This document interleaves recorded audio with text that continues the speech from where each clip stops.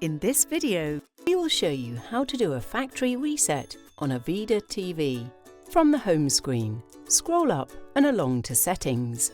Then, press OK on the remote. Next, scroll down to Support and press OK on the remote.